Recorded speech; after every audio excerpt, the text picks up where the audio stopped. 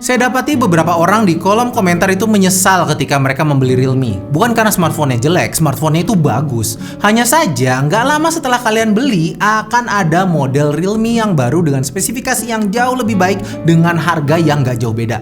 Untuk saat ini yang akan sedih adalah para pemilik Realme 6. 6 bulan setelah kemunculan Realme 6, kini hadir Realme 7.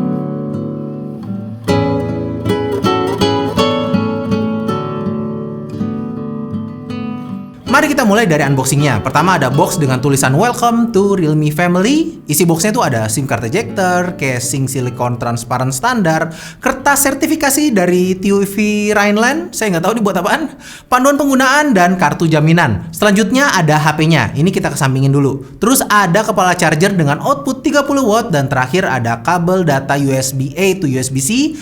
Dan terakhir sekarang kita ke HP-nya. Satu hal yang patut disyukuri dari Realme 7 ini adalah desainnya. Alhamdulillah, akhirnya kelihatan beda gitu. Penempatan kameranya ada di lokasi yang sama sih, tapi housingnya sekarang tuh agak lebih mengotak. Nggak apa, saya hargai usahamu Realme. Mantap. Kayaknya mereka lagi tumpengan nih. Untuk merayakan. Bagian belakangnya ini ada 2 ton kayak begini, ngasih refleksi dengan sudut yang bertolak belakang. Saya suka dan menurut saya ini original. Overall build quality sih cukup oke, kayak pakai frame logam dan bagian belakang kaca. Padahal percaya atau enggak, ini semuanya plastik loh. Kok saya tahu? Karena kita nyoba gores di bagian belakangnya pakai pisau dan langsung kelihatan goresannya. Bisa bikin plastik kerasa kayak logam dan kaca, itu tuh menurut saya skill yang keren sih. Kelebihan dari keluarin model per 6 bulan kayak begini adalah akses ke spesifikasi yang lebih baru. Realme 7 ini tuh pakai SoC MediaTek Helio G95.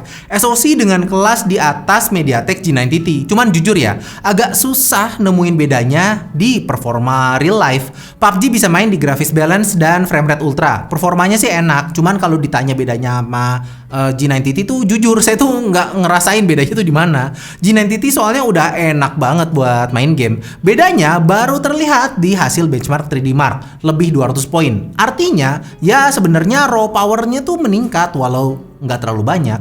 Layarnya masih pakai panel IPS LCD dengan resolusi Full HD. Warnanya masih terlihat oke kok, warnanya juga cukup vibrant. Realme tuh cukup pinter ngasih wallpaper yang nge-showcase kualitas layarnya. Tampilan Realme UI ini juga sekarang tuh sangat minimalis. Hampir mirip kayak pure Android yang mana saya suka. Transisi terasa lebih gesit karena layar Realme 7 ini tuh udah pakai layar dengan refresh rate 90Hz. Sama kayak Realme 6, cuman karena pakai panel IPS ya nggak bisa punya fingerprint di bawah layar yang kekinian ya. Meski begitu, fingerprint yang nempel di bagian samping ini tuh saya tuh suka banget. Saya lebih suka yang kayak begini daripada di bagian belakang HP atau bahkan di bawah layar. Menurut saya ini adalah posisi paling natural karena posisi memegang smartphone ya bagian jempolnya ya ditaruh di samping kayak begini kan. Jadi lebih seamless gitu experience-nya. Dan sobat bisa lihat dari tadi tuh nggak ada salahnya ya. Apalagi di masa pandemi kayak sekarang gitu yang agak susah untuk pakai Face Unlock. Jadi fingerprint dengan sensor yang oke tuh sangat krusial buat user experience. Untuk kameranya sendiri Realme 7 ini pakai setup kamera yang sama kayak Realme 6. Kamera utamanya 64 megapiksel, ultrawide 8 megapiksel, makro 2 megapiksel, dan depth kamera 2 megapiksel. Apakah hasilnya lebih bagus daripada Realme 6? Jujur, kok saya masih berasa kayak sama aja kali ya. Tapi untuk sekarang sobat lihat aja dulu hasil sampel fotonya. Lebih detailnya nanti akan saya bahas di video review. Untuk perekaman videonya bisa ngerekam sampai resolusi 4K juga. Hasilnya sebagai berikut.